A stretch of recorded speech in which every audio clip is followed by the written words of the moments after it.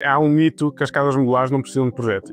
Isso é um mito completamente falso, ok? Acreditas que um dia a inteligência artificial pode substituir a ti e aos seus colegas arquitetos? 20 metros quadrados não é possível fazer um apartamento. O mínimo são 35 metros quadrados. Eu pessoalmente tenho tido cada vez mais investidores à minha procura. Sendo quem está a comprar, compra tudo o que tem, mas estamos ainda um bocadinho reticentes com o que é que vai acontecer. João, sendo tu CEO da Domus 360, o que é que tu vês em relação às casas modulares e pré-fabricadas? Achas que é uma coisa mais para o presente ou é um futuro mais distante? Ora, aí está um bom tempo e teríamos pano para mangas para falar sobre o assunto. As casas modulares versus a construção tradicional tem muito que se liga. A construção tradicional, por norma, é uma construção mais demorosa, requer muita mais mão de obra, ou uma mão de obra mais localizada em terreno, Certo. enquanto que as casas modulares, a construção toda pode ser pré-definida num estaleiro. Podemos estar a falar quase numa industrialização da construção da habitação, em que nós conseguimos industrializar a construção da habitação. Um dos grandes exemplos disso é o Grupo Caseiros, que está a investir forte nessa vertente, em que nós, em 2, 3 pavilhões, conseguimos preparar a casa toda e ela sai e já vai preparada para o terreno.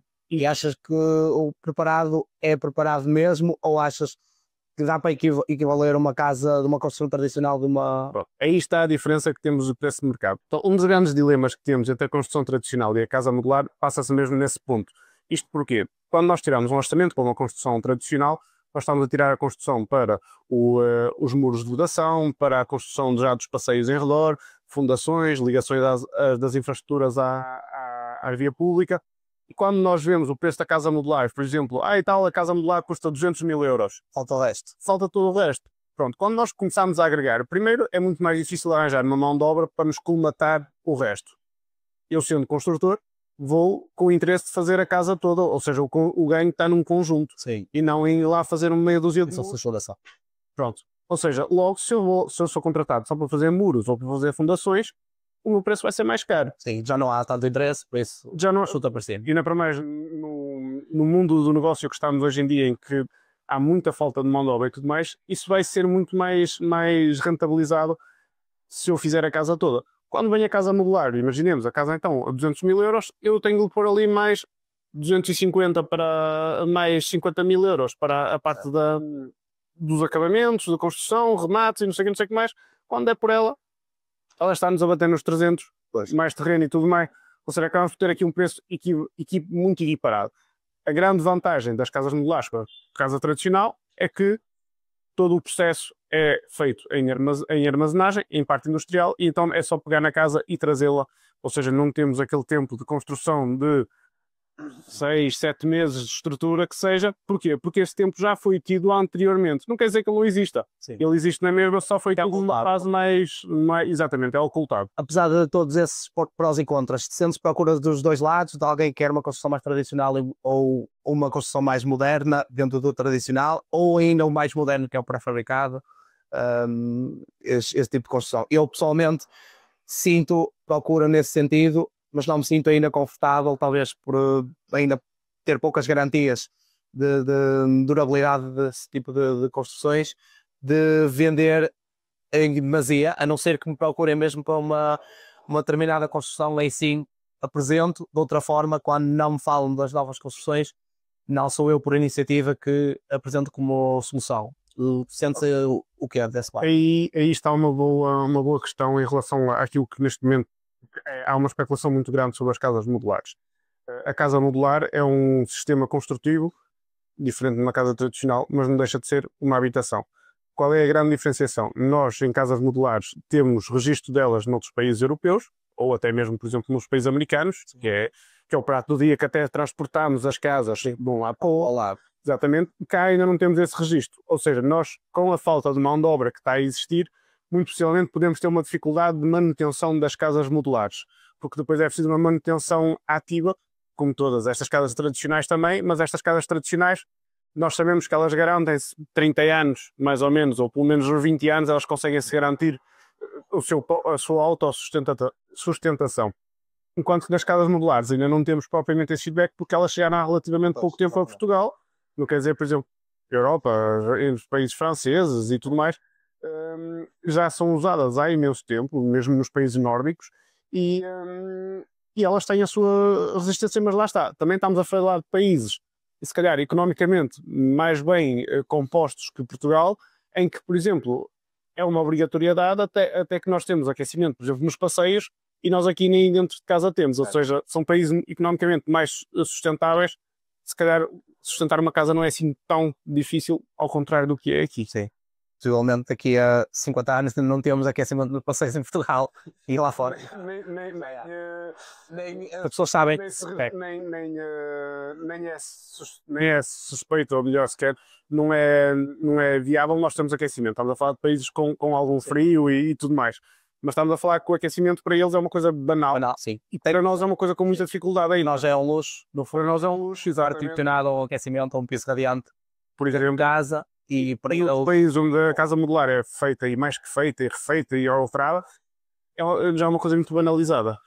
O mesmo acontece, pronto, com o sistema construtivo. Para eles é uma coisa banal, mas isto é um tema que se calhar entraria aqui noutra fração, que é, nós estamos a viver num momento muito rápido. Um projeto, ainda há bem pouco tempo, e estamos a falar num pós-Covid, antes Covid, se calhar, vamos definir aqui o Covid como uma fase transitória de um processo para o outro. Um projeto demorava 2 anos a fazer e as pessoas ficavam contentes. Hoje em dia tu demoras 4 meses a desenhar uma casa com 400 metros quadrados e a pessoa sente que está a ser prestado um mau serviço. Isto é impensável. Isto é a mesma coisa que um bebê para nascer, o ideal será ele ter 9 meses de gestação.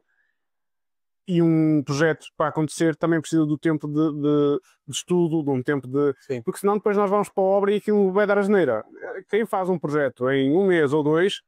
Sim, é ser rápido e bem, isso é impensável. É impossível, porque o projeto é uma coisa muito delicada. Embora as pessoas não tenham muito essa noção, que é só pôr uns tijolos ao alto e tudo mais, a organização da casa, a planimetria da casa, ou seja, o plano que é feito e desenhado para a casa, para que a casa funcione durante 50 anos sem tu teres uma chatice com ela, no sentido de, tenho esta divisão aqui que não serve para nada, ou tenho esta esquina que não faz sentido.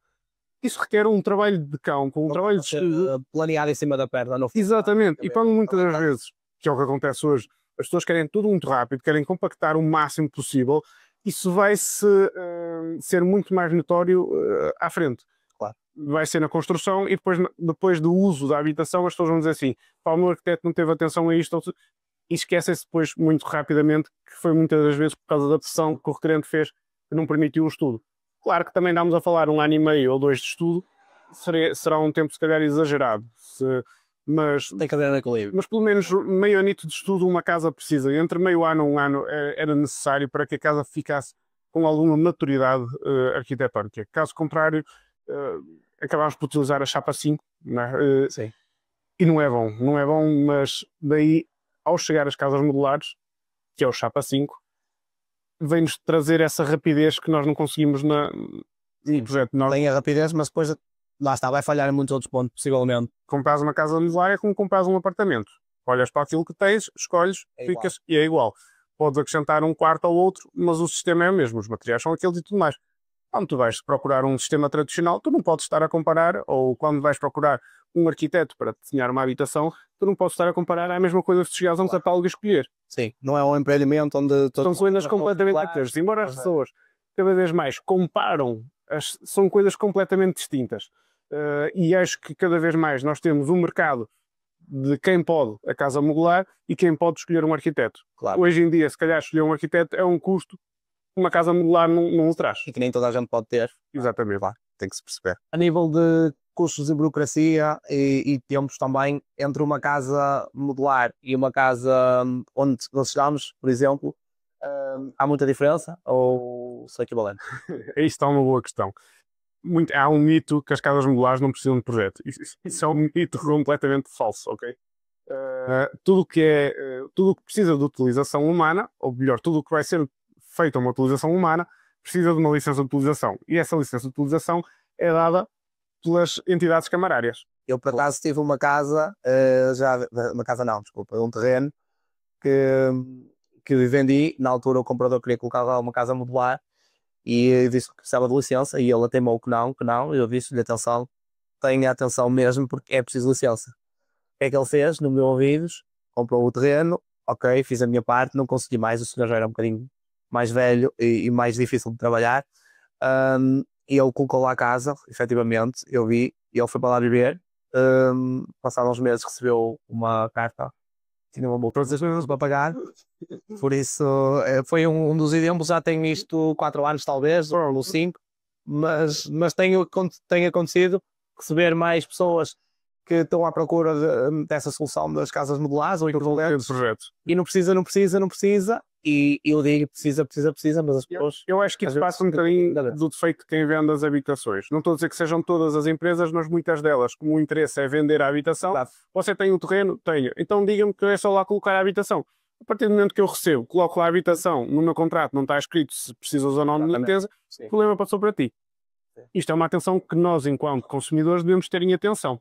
Que normalmente não temos, porque eu costumo dizer, nós estamos a pagar a parte burocrática, como é uma coisa que não se vê, custa pagar, e a coisa acaba por ser uma das coisas mais caras, não é? Ou seja, elas precisam de licença de utilização, precisam de um licenciamento exatamente como uma casa tradicional. O que é a garantia que nós temos aqui em relação a uma e a outra?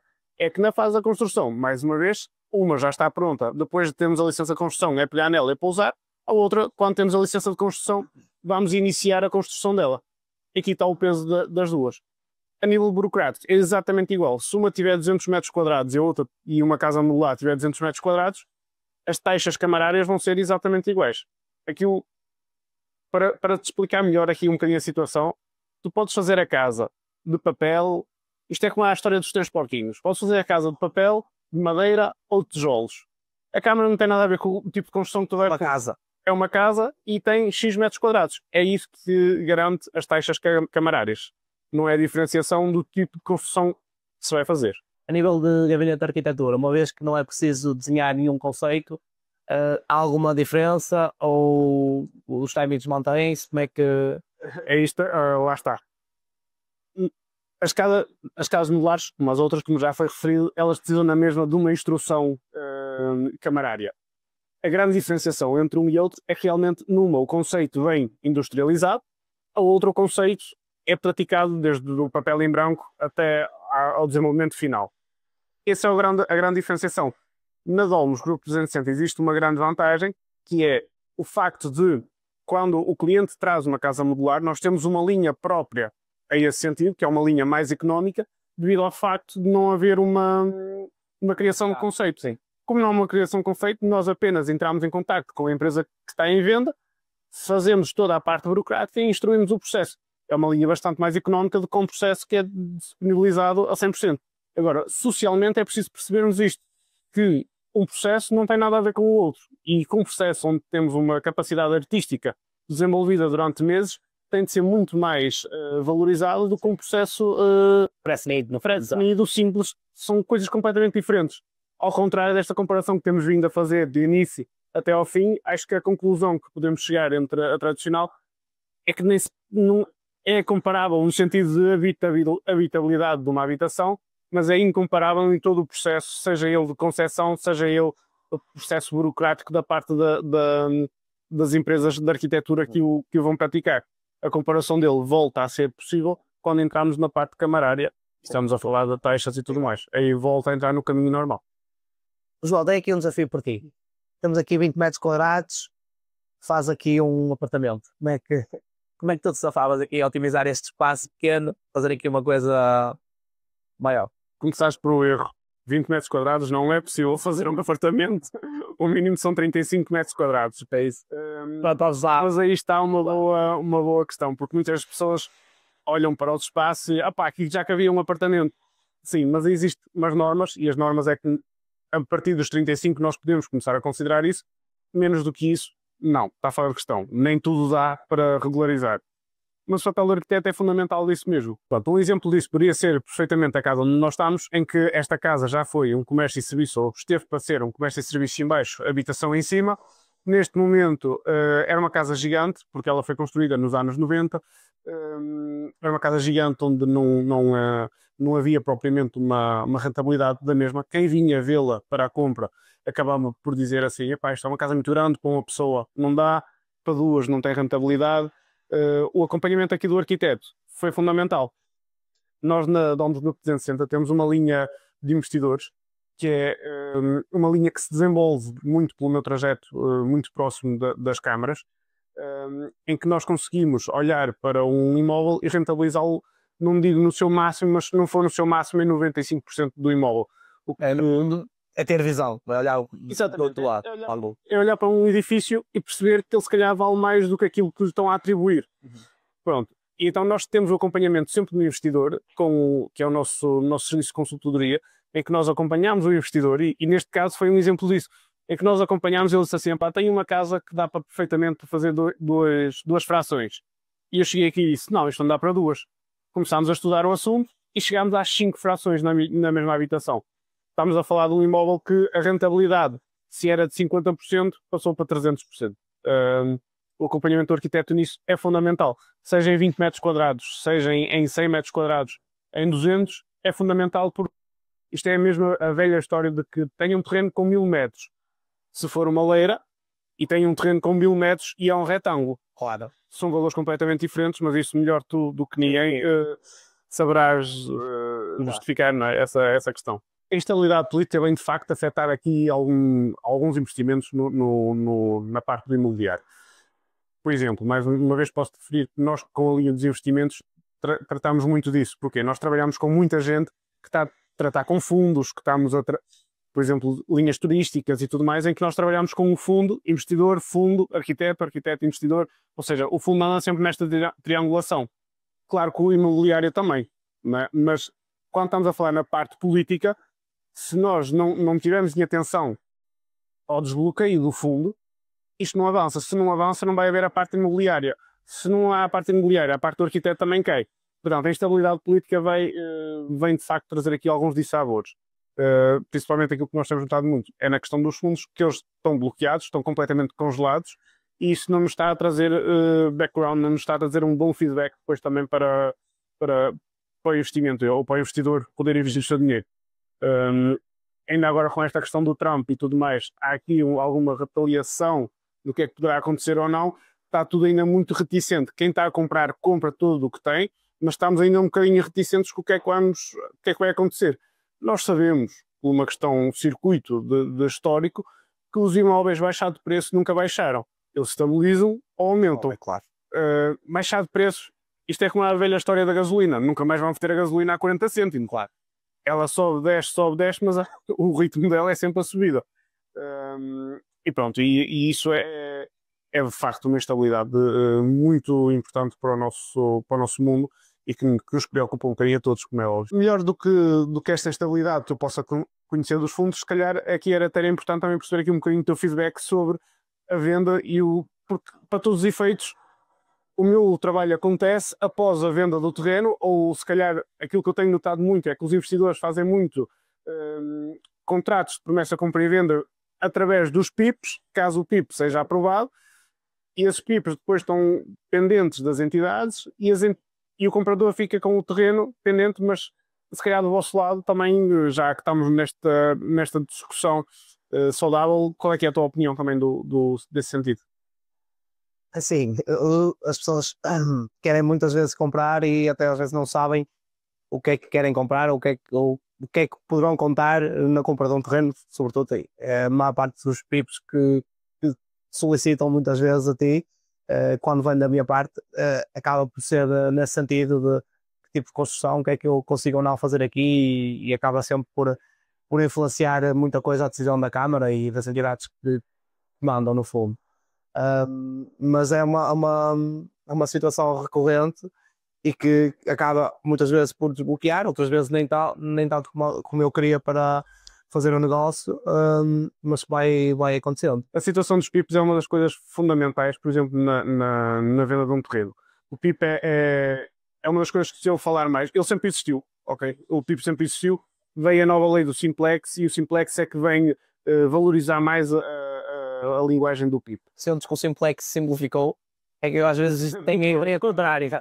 O Simplex só acham que vale tudo e não vale tudo, e é complicado perceberem e explicar-vos nós o que é que aquilo é, e até para nós acaba muitas vezes por ser confuso, porque há tanta informação contra informação e isso é complicado. O simplex, nós arquitetos costumamos chamar o complexo. Pois. Porque, de facto, governamente ou socialmente nas redes sociais é visto como uma simplificação, um facilitador, uma linha facilitadora do procedimento, e em que logo de seguida ao simplex ter saído a nível nacional, as câmaras, cada uma diz, não, aqui o simplex funciona assim, a outra funciona assado, ou seja, acabamos por entrar no mesmo sistema.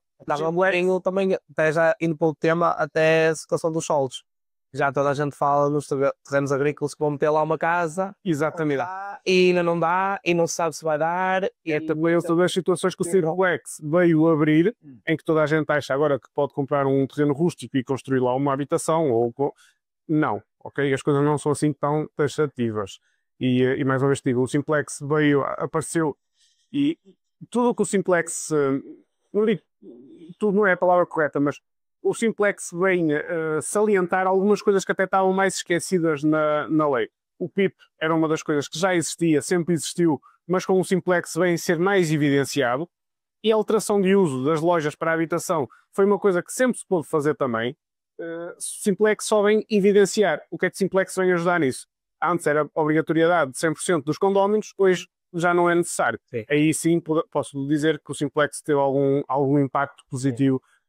Mas isso são coisas que já se podia fazer. Sim, de alguma maneira não estava à vontade, mas exatamente. Agora também isso nesta fase simplificou muito por causa da crise da habitação que vivemos, até pela procura cada vez mais do nosso país a nível de...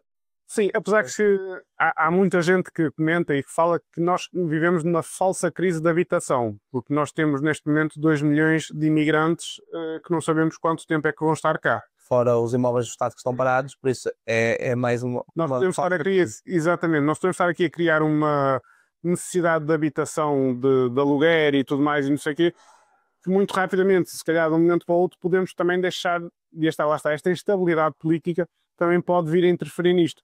Pode ser bom porque pode vir ainda mais imigrantes, mas mais uma vez voltamos, ainda estamos com uma retenção de imigrantes relativamente pouco tempo para saber se realmente as pessoas que vêm para trabalhar se vão ficar ou se nós vamos ser um país de repouso para saltar para outros. Atualmente sente-se uma procura de habitações de luxo ou de aparência de luxo. As pessoas querem qualidade ou querem fazer ver que têm uma casa bonita. O que é que sentes? Então, isso também, obviamente, desculpa lá, essa procura vai depender muito da capacidade financeira de cada um, mas em geral sente-se que a preocupação é o parecer bonito, o ser bonito ou o ser efetivamente bom.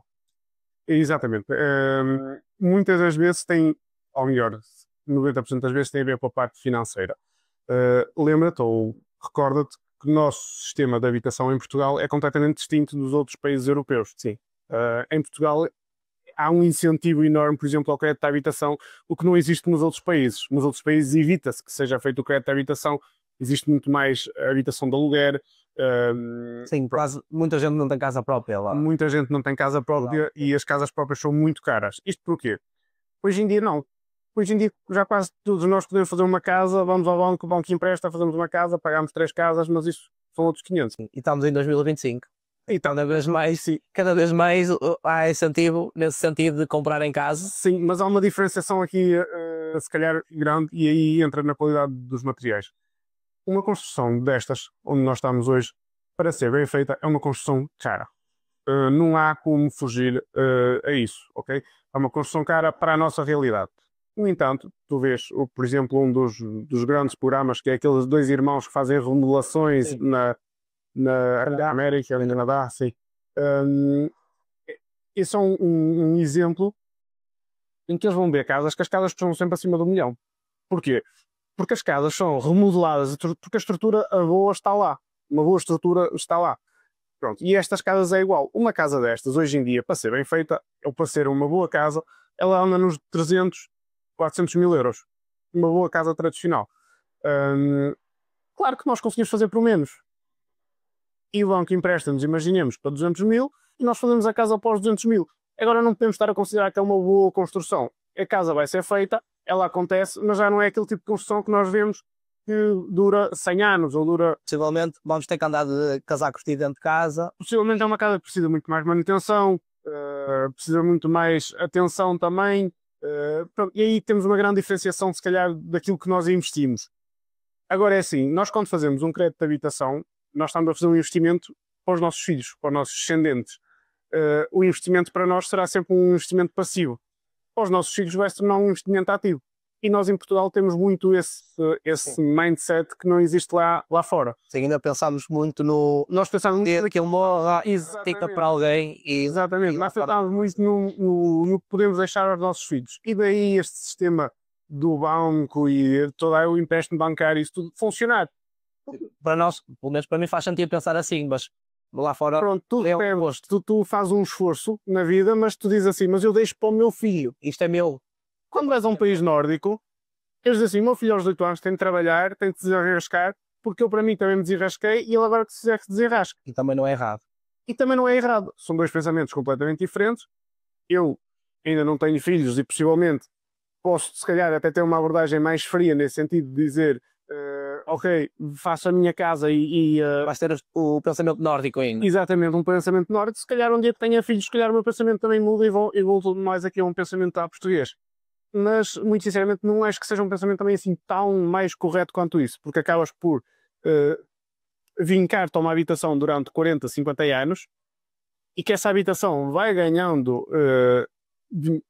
investimento, vai ganhando valor, vai tendo valorização, que é uma verdade, porque em 40 anos existe uma valorização. Até há uma coisa que se diz que é, eu há 20 anos atrás comprei este apartamento por 30 contos e agora vendi-o por 400 mil euros. Sim. Isso não é um bom investimento. Porque um bom investimento era ter comprado há 20 anos por 30 contos e ter vendido há 21 anos por 40 mil contos. Isso sim é um bom investimento. Agora, a longo prazo, não sei se é assim um tão bom investimento. Sim. No meu pensamento, até porque se calhar o meu pensamento é um pensamento mais imediato. Eu penso em investimentos mais imediatos. Sim, mas isso também tem um bocadinho a ver com a nossa faixa etária, com o estilo de vida, com o século que estamos, se calhar. E com o desenvolvimento social que estamos a ter. O desenvolvimento social que estamos a ter, estamos a levar para investimentos mais rápidos e não investimentos... Dinheiro mais rápido e já... Exatamente. Sim. Um investimento a longo prazo começa a ser questionado.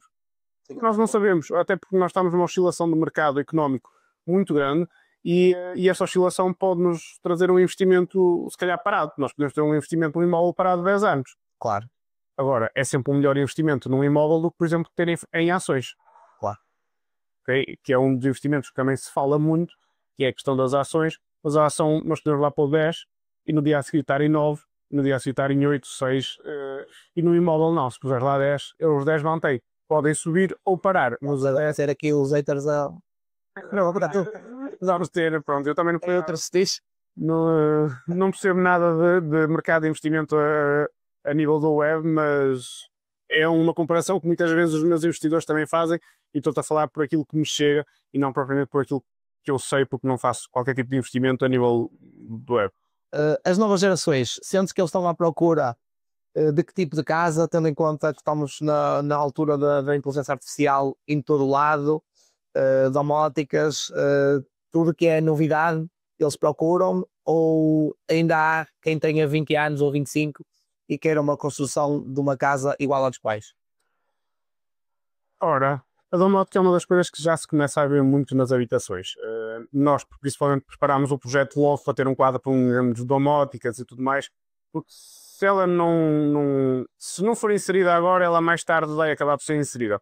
Até porque a domótica é o facilitismo do nosso dia-a-dia, né? Nós com o telefone conseguimos ligar o fogão, ligar o forno, fechar a casa, abrir a casa, nós conseguimos ir de férias e perceber como é que está a casa, como não está a casa, e nós temos muito, lá mais uma vez vamos falar na questão social, nós temos muita pertença à habitação, às coisas materiais, e a domótica permite-nos estar próximo dessas coisas, mesmo estando longe.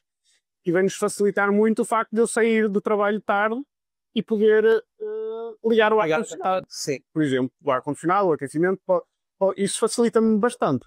Agora, uma das coisas que vejo na geração é que nós já nos esquecemos daquela crise que tivemos há 20 anos atrás. E já voltamos a ver novamente os casais novos procurarem T3 mais um, T4 mais um. Sem necessidade. não é? Não, Um casal sem filhos procurar um T3 mais um. a questão aqui nem está na necessidade, não é? Porque a tua necessidade é diferente da minha. A questão é que nós devíamos ser mais realistas ou se calhar mais adaptativos. Nós esquecemos que os nossos avós tinham um T1 e tinham 5 filhos. Mas aí também E vamos concordar que poderia ser uns em cima dos outros, que é uma verdade. no nosso saneamento europeu é desumano. Se calhar se estivermos a falar para pessoas de outras Mas nacionalidades, pode ser assim. era necessário para quê? Também para que as pessoas tenham independência para sair de casa, era necessário para que as pessoas pudessem ter mais ligações também entre a própria família. No fundo estamos a ir um bocadinho para a educação e para a formação de pessoas. Gente, porque cada vez mais nós depois acabamos por ter uma individualidade. Nós temos casais hoje em dia com 2 filhos, cada um tem a sua suíte, cada um tem o seu quarto, e depois a mãe acaba por limpar aquilo tudo, ou o pai, não é? E os filhos cada vez mais estão mais autonomamente dependentes, percebes? Autonomamente dependentes. Isso é uma falsa autonomia, não é? Porque foi os pais que fizeram o instrumento todo, aquela autonomia que eles têm, aquela irrealidade do próprio mundo, não é uma coisa real. E depois quando esse espelho da sociedade vem cá para fora, temos uma sociedade muito individualista. Portanto, E depois também, acho que acaba por ser assim, é que se és mal instruído desde o berço, depois um dia vais ser tu o pai e se calhar temos aqui uma explicação até do aumento da taxa de divórcios. Cada vez mais, não é? Por exemplo, porque não esquecemos que a casa é o nosso templo, é o templo da família, continua a ser a parte...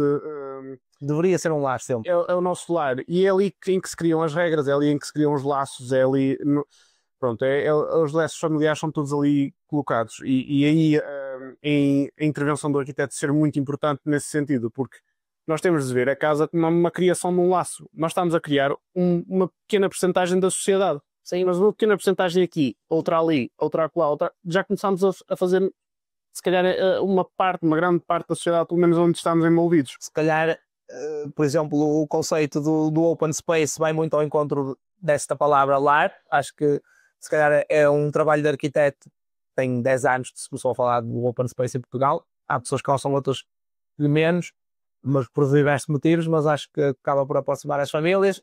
Se calhar o ter menos casas de banho até pode ser positivo para criar um bocadinho até de... Nós tivemos uma casa mais funcional, ou procuramos ter uma casa mais funcional e menos divisões, no fundo. Com menos divisões, nós tornamos a casa mais social, certo? Se eu estiver numa casa em que foi uma casa de banho, em que estamos os dois lá dentro, eu vou ter de saber socializar contigo, antes ter de saber partilhar. Isso é bom, isso depois... Quando as crianças chegam às escolas e tudo mais, sabem partilhar. Respeitar o espaço do outro. Exatamente, vai haver aqui um respeito pelo espaço do outro. O mesmo acontece quando nós temos um open space, em que a mãe deixa de estar na cozinha e o pai deixa de estar na sala, ou vice-versa, em que está o pai na cozinha e a mãe está na sala. Não, estamos todos no mesmo espaço, tudo acontece ao mesmo tempo. A família está a cozinhar, há os trabalhos de casa para fazer e tudo mais. Acontece, por exemplo, muitas vezes na ilha, em que o pai está ali a cozinhar e está a dizer, olha, põe aqui, põe lá, ou seja, está a apoiar o miúdo nos trabalhos. Ou seja, o Open Space vem também criar um bocadinho o laço da familiar. Agora, como tudo na vida, há coisas boas e coisas más. O Open Space é bom, casas de banho em excesso é mau. Casas grandes, muito grandes, se calhar não é propriamente vantajoso. Uma casa pequena é péssimo, não é? Porque também perdemos a nossa privacidade. Ou seja, para tudo na vida deve haver ali um meio termo. Sim. Mas eu, voltando ao início da nossa questão sobre a geração millennial e a geração Z, voltamos a entrar um bocadinho naquilo que aconteceu há 20 anos atrás, em que se fazia casas gigantes, e para daqui a 20 anos as casas gigantes estarem outra vez abandonadas, porque depois o lar, muito brevemente, passa a ser o marido e a mulher, né? O casal em si, e aquele T4 e aquele T5 que era uma casa cheia há 10 anos, chegava a ser um T1, passa a ser uma casa vazia, e aí a casa perde a sua função. E isso é muito triste, quando uma casa perde uma função, porque tu investiste uma vida inteira para ter aquele templo, e aquele templo já não te preenche. Sim, e as pessoas têm agora se calhar menos, ou acho que cada vez menos, e até concordo, mas ainda me cruzo com muita gente que diz a típica frase: eu construí esta casa grande porque achei que a minha filha ia ficar aqui e o meu filho ia ficar acolá com os seus cônjuges, e depois as pessoas voam, é normal, e fazem outro lar, no outro sítio, e as casas ficam ali enormes para uma ou duas pessoas, Aliás, sem necessidade. a nossa partilha vem muitas das vezes daquele casal com 50 anos, 60 anos, que quer trocar de casa para uma casa mais pequena, porque a casa grande deixou de ser funcional. Não. E aí entra o dever do arquiteto de tentar levar esse casal a fazer um T1 mais um, quanto muito um T2, para que isto não volte a acontecer e que a casa volte a ser acolhedora. Sim. Porque as casas têm tendência aos espaços vazios, ao facto de nós não ocuparmos os espaços, tem tendência a perder muito da sua credibilidade depois, da sua funcionalidade, acima de tudo. Ficam vazias e o vazio depois, para quem trabalhou uma vida inteira para aquele sentido e perceber que trabalhou em vão, porque aquilo acabou de ficar vazio, Sim, um dia será em vão. é mau nesse sentido. Já que estamos a falar da domótica, inteligência artificial, tens medo da inteligência artificial? Acreditas que um dia a inteligência artificial pode substituir a ti e aos seus colegas arquitetos? Uh, Isso é uma discussão que se tem vindo a colocar bastante. Se tenho receio. Não tenho receio porque é assim, nós sabemos que aquilo que nós fazemos, nós arquitetos, aquilo que fazemos numa conversa. O conceito é feito de uma forma mais pessoal, Mais humano. e a inteligência artificial não. Agora, que a inteligência artificial ainda não está desenvolvida para isso, mas vai ficar muito rapidamente, nós vamos ter aqui aliás, já existem sites em que eu chego lá e ponho quer a casa T3 e Digas isso porque senão faz-me uma... ninguém te vai seguir. Vão-me seguir porque até vão perceber que a longo prazo as pessoas até podem fazer 10 ou 20 casas nesse sentido, mas vão perceber que a longo prazo foi um mau investimento. Vão falhar sempre algumas coisas. Não? Vão perceber que a casa não foi estudada para eles, a casa foi estudada para uma lista de compras que foi lá colocada. É quase como fazer uma casa modular, que é mais do mesmo, chapacinho. Claramente não vai ser tão ao ponto do António ou da Maria, que era uma casa assim, assado. Vamos para um exemplo simples. Um casal vai a um site e diz assim: quer um quarto com um closet e uma casa de banho. Ok. E esse mesmo casal, a inteligência artificial vai-lhe fazer um quarto com um closet e uma casa de banho. Vai até fazer 10 ou 20 quartos. Ora, temos os 10 ou 20 quartos de opção. Pronto. Quando esse casal vai a um arquiteto e diz: eu quero um quarto com um closet e uma casa de banho, o arquiteto vai dizer assim: porquê? Mas quais é que são as suas necessidades? Ok, porque o meu marido trabalha por turnos e eu gosto de ficar na cama, enquanto ele troca de roupa, vai tomar banho. Isso, ok. Então se calhar seria fundamental que o quarto nós possamos sair pelo closet, por exemplo, porque é para o marido não voltar ao quarto. E esse tipo de questões já começa a ser uma coisa mais pessoal. Pois é mais, tem que ser mais minucioso obrigatoriamente e as pessoas gostam de se sentirem únicas e não mais uma pessoa que foi ao ChatGPT ou outra plataforma. Agora, uma pessoa que não tem poder económico, muito rapidamente, se calhar prefere esse tipo de abordagem. Bom, aí sim, o investimento será por aí. Mas quem nem se trata aqui por ter o poder económico ou não, é uma pessoa que respeita o seu dinheiro, se calhar vai a um arquiteto. Uma pessoa que não respeita propriamente o seu dinheiro, se calhar vai a uma inteligência artificial. Porquê? Porque vai gastar o dinheiro e não vai fazer um bom investimento. Ou pelo menos para já não é um bom investimento. Não quer dizer que daqui a 5 anos ou daqui a 2 até seja um bom investimento e eu seja o próprio a fazer projetos pela inteligência artificial, não é? Sim. Não sei. Sabe o dia da manhã. Nunca sabe o dia da manhã. Mas aproveito este tema também para te questionar. E nos consultores imobiliários, que impacto tem a inteligência artificial no vosso dia a dia? Olha, nós já somos quase obrigados a usar a inteligência artificial em alguns pontos. Obviamente que as coisas têm que ser medidas e nem tanto ao mar nem tanto à terra. Medo eu não tenho, porque tal como o arquiteto, o consultor também sente a aproximação e a humanização do processo. As pessoas gostam de falar connosco, nós gostamos de falar com as pessoas, porque tanto uma área como outra é de pessoas para pessoas e só assim é que faz sentido, no meu entender.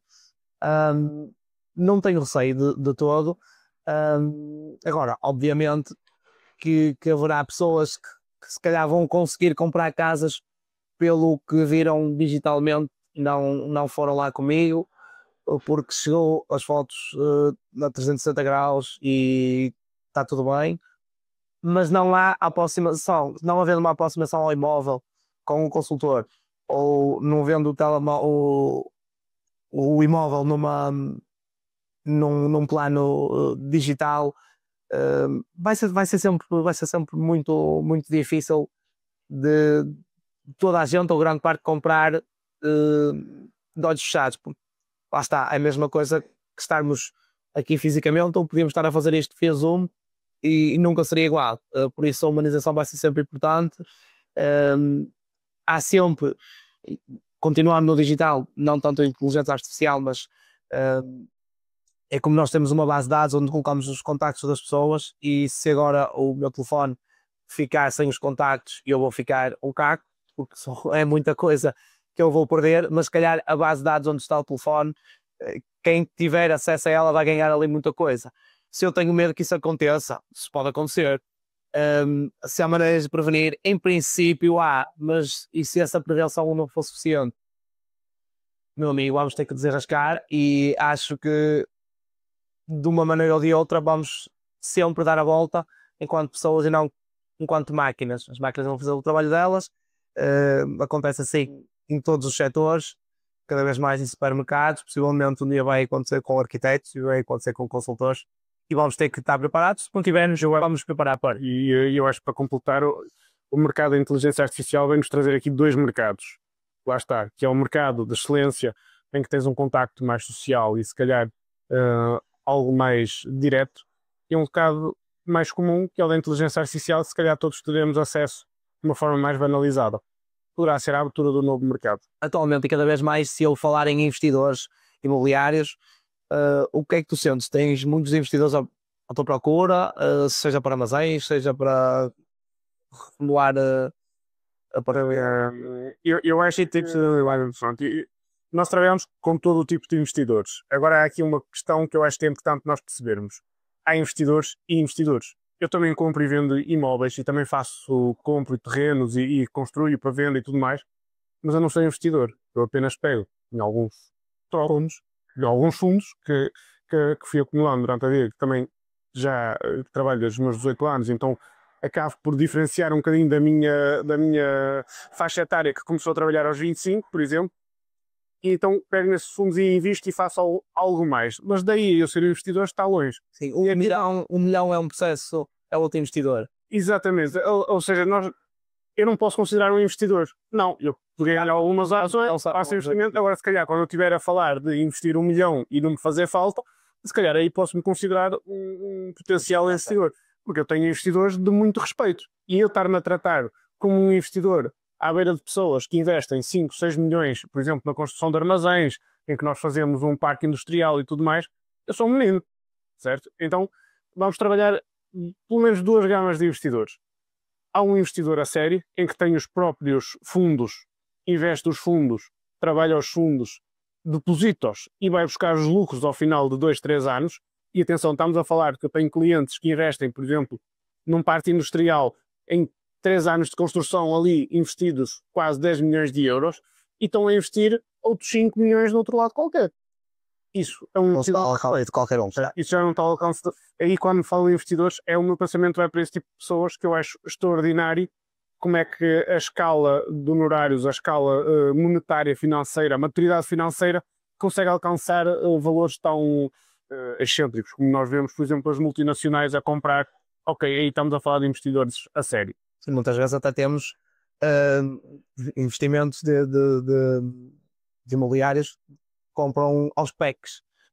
Por exemplo, há fundos de investimento, já mais os fundos de investimento. Mas é isso que é bom ao calver. Exatamente. Aí vale X, toma lá, e depois já não fez quando. Exatamente, o stock. É quase como pôr um imóvel numa prateleira e depois ele acha o seu tempo para poder ser escoado. Exatamente. Então, e podemos falar no tipo de investidores, que é o investidor que faz um crédito hipotecário para comprar alguma coisa e vender, ok, que vai tirar dali de lucros 10, 15, 20 mil euros, mas não podemos estar a comparar isso a um investidor Investe melhores. Ok, quando estamos a falar de investidores, não deixa de ter a sua importância e não deixa de ter o seu foco, e aliás, é bom que já tenha essa mente, porque muito possivelmente está a caminhar para trabalhar com os milhões. Agora, por exemplo, eu tenho muita gente que chega ao meu escritório e fala-me: eu sou um investidor assim assado, ok, eu compro-lhe o processo, pago-lhe o processo quando ele vier aprovado da Câmara, compra o imóvel com um contrato de CPCB com cedência de posição, investe ali 2 ou 3 mil euros na aquisição do imóvel, eu não posso considerar isso um investidor. Eu posso considerar isso, se calhar, um malabarista, ou uma pessoa, se calhar, Senadora também.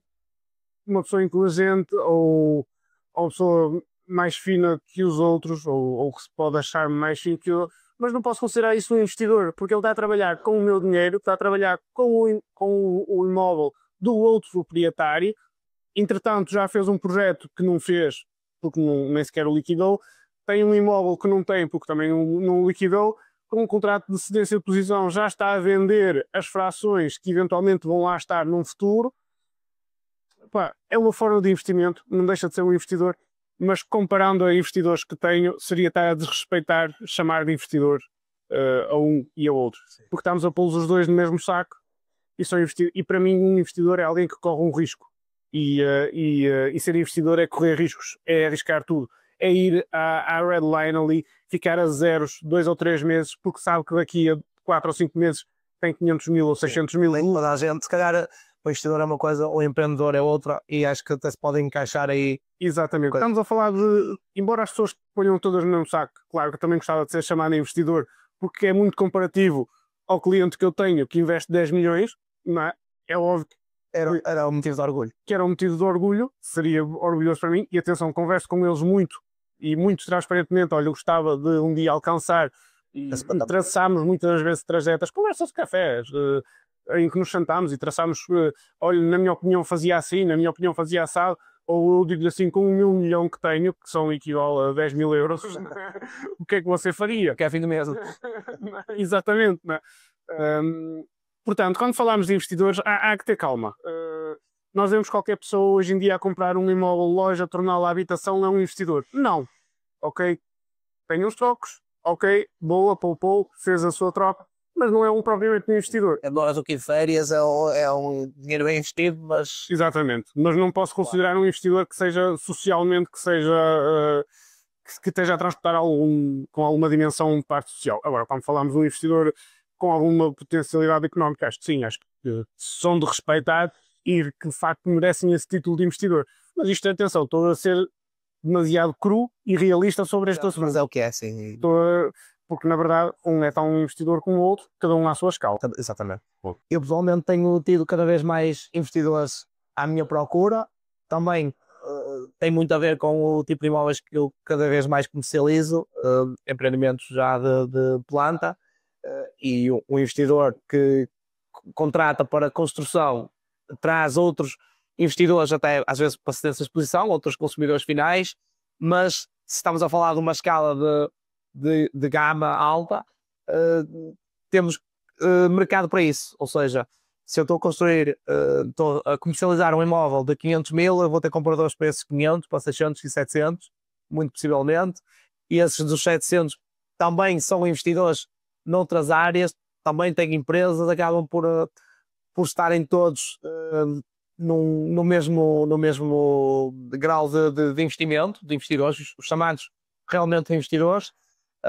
Isto acaba por ser uma bola de neve. Obviamente que também tenho um investidor que me liga, o tal investidor que é de um outro nível, que também me liga e diz: ok, sou um pequeno investidor e quero comprar um apartamento para arrendar. Olha, procura alguma coisa até 130 ou 140 mil euros ou até 200 para arrendar aquilo a 1.000 euros mês, ou quero reformular e revender e ganhar 40, 50 mil euros em 2 ou 3 meses. Há um bocadinho de tudo. Obviamente que no meu caso, que tenho uma equipa e especializada, cada um na sua área e no seu nível de diferenciação de investimento e de clientes, e que depois acabam por seguir linhas diferentes e jogar com eles da maneira que eles pretendem. Ou seja, se estamos à procura de um imóvel para o investimento a médio prazo, ok, temos isto.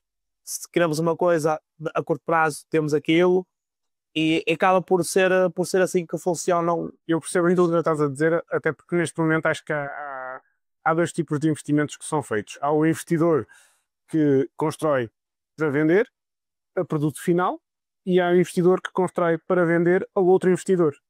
Nós vemos muitas das vezes, por exemplo, na nossa zona aqui entre Porto e Gaia, grandes blocos de edifícios comprados, todos já liquidados antes da construção acontecer, A ser revendidos. por venda, por compra de investidores. Até há um fundo de investimento e tudo mais, em que há montes de investidores que compram para depois revender ou então aproveitar essas frações para alugar. Sim, estamos um bocadinho até na moda. Eu tenho reparado, principalmente no Grande Porto, que é uma das grandes zonas que atuamos, os dois, em diferentes áreas, mas prédios que estavam parados há 20 anos, agora nos últimos anos mudou tudo e os prédios estão a ganhar vida e agora o que era um mono há meio dúzia de anos passou a ser um luxo e vão vender um apartamento de 500 mil ou 600 mil e agora aqui já vale muito, até agora passávamos todos aqui e tapávamos a cara para não queríamos ver que aquilo estava feio e é vendido e revendido em extensa exposição, às vezes, outras vezes não, mas parece que tivemos em coma e acordámos e tudo mudou. Sim, de facto, neste momento é uma das coisas, até alguns assuntos que tenho batalhado em conversas de café, que é... Mas já não sei, imobiliária, vou. Pelo menos 6, 7 cafés por dia são tomates. são com investidores. Não sempre com investidores. Para mim é tão importante o cliente investidor como aquele cliente pessoal. Eu adoro trabalhar com casais novos, com casais em que a sua vida eu sei que vai florir através do nosso acompanhamento. Claro. Isso para mim é uma coisa Gratificante. muito gratificante. Sim, tu podes passar numa casa e dizer assim, aquele casal é feliz ali, muito porque a casa também está construída para eles, e que isso para mim é muito gratificante.